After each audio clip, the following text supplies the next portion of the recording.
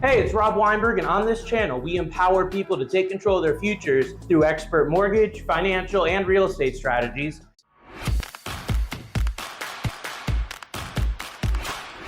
If it's your first time watching us, hit that subscribe button and don't forget to get notified on all of our future content we're putting out for you guys every single week.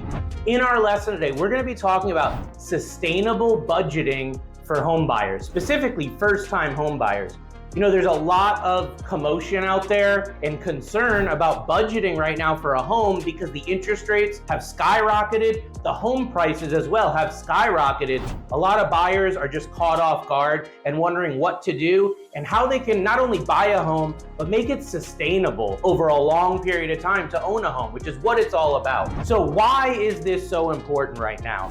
Well, I'll tell you the top of mind concern, the affordability that I was just mentioning. We're only seeing the interest rates go up in the last 12 to 18 months, and we're also only really seeing the home prices go up almost exclusively over the last couple of years since COVID. And what that's doing is it's creating a lot of issues with people's budgets, and many feel like they can't even buy a home anymore. The reason why it's so important to have this budgeting component as part of your home buying experience is because home buying is not a short-term play. Wealth building and owning real estate is a long-term game for sure, and having that budget in place helps you ensure long-term stability, which prevents foreclosures, short sales, bankruptcies, all the financial turmoil that can come from not having your budget under wraps when you're buying a home. The other thing is a lot of people don't realize that owning a home is more than just a mortgage payment every month.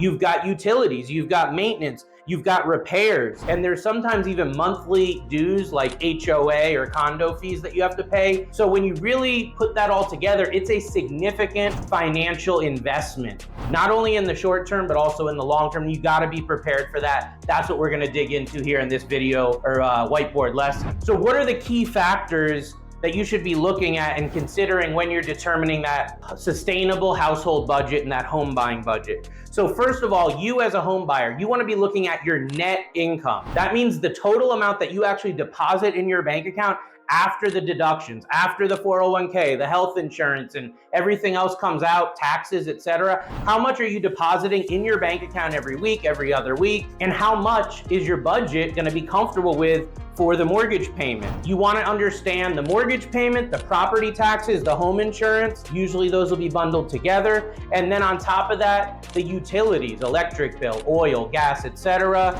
And of course the maintenance. Generally, you want to expect 1 to 2% a year in maintenance cost of your home. So on a $300,000 home, that's going to be $3 to $6 grand a year in cost that you're going to want to budget for just to keep it maintained and in good condition. That's especially true if you're buying an older home, whereas newer properties built in the last 10, 15 years, you may not need as much money for repairs and maintenance. What is house poor all about? I put here on the whiteboard the word house poor. This is a common term that we hear in the mortgage and personal finance industry when it comes to housing and budgeting for housing. What house poor is all about is using a significant portion, generally more than 50% of your income, going towards housing. And what that's going to do for you in the long run, or not do for you, is it's not going to allow you to invest. It's not going to allow you to save. And this is, again, one piece of your overall financial portfolio. So saving in your home and the equity in your home should just be one part of your overall financial plan. You want to be able to sustainably pay that mortgage and all the costs of a home,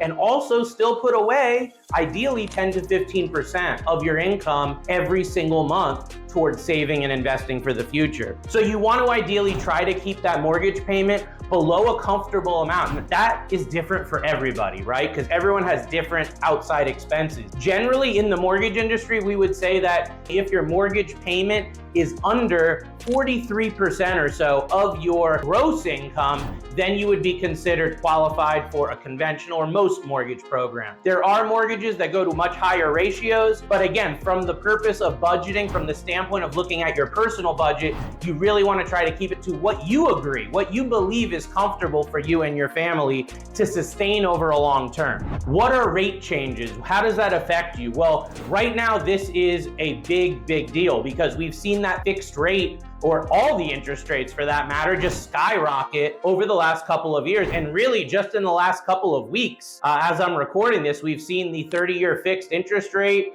and the 10-year treasury just zoom up. That's creating a lot of these affordability issues.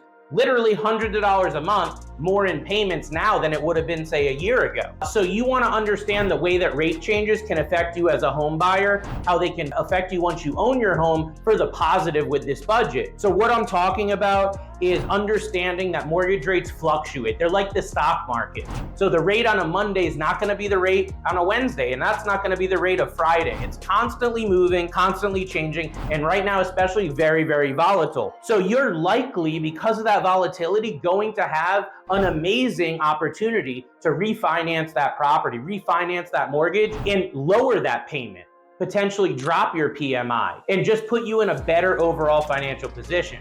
The only real question that I'm asking now that I've been doing this for over 2 decades is, when is that opportunity gonna happen? It's not a matter of if, we know it's gonna be there, but when is it gonna happen? Is it gonna be in 6 or 8 months, or is it gonna take a couple of years to get to that point? So in the context of sustainable budgeting, make sure that the mortgage payment you're taking today is something that you can sustain over the next couple of years. If we get lucky, the rates pop down, you can refi and save a few hundred a month, great. But if we aren't lucky and the rates continue to climb or stay in the stable range they are right now, that might put you in a position where you're gonna need to keep that mortgage for several years. So don't bet on refinancing in a short period, like 6 to 12 months. It could happen, but generally you want to understand it could be a couple years and be prepared for that for sure. You also want to be looking at alternative options to keep that payment down. Some of the alternative options that you could explore are things like 2-1 buy downs. You can use seller concessions, which is money from the seller to potentially buy that interest rate down. That's gonna help you get the most affordable payment today, if it's at all possible. Also, because of the economic environment that we're in many cases, it makes sense to pay points, or you have to pay points at your closing in order to get a reasonable interest rate, just because of what's going on in the economy and the way the yield curve is right now. A couple years ago, you didn't need to pay those extra fees. Now it's standard and customary, so you want to understand that right from the get-go.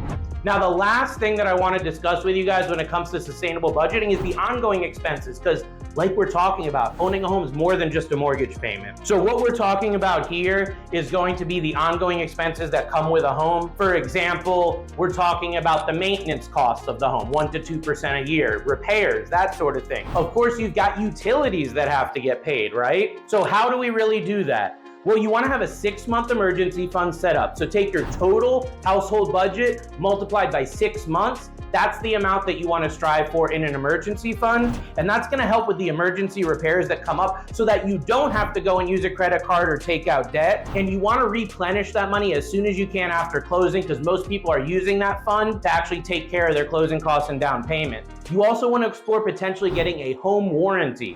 This is something to ask your realtor about, because a home warranty many times can be paid for by the seller or the realtor, and it can save you a lot of money, especially over the first couple years you're owning the home. So find out about it, see if it's an option, and get involved, get it going if it's something that's for you and that you can get. So I hope that you found value in today's episode here, talking about sustainable budgeting. I want to give you guys the financial empowerment to become homeowners and stay homeowners and build a lot of wealth over time, like I've helped hundreds and now even thousands of clients do all across the country.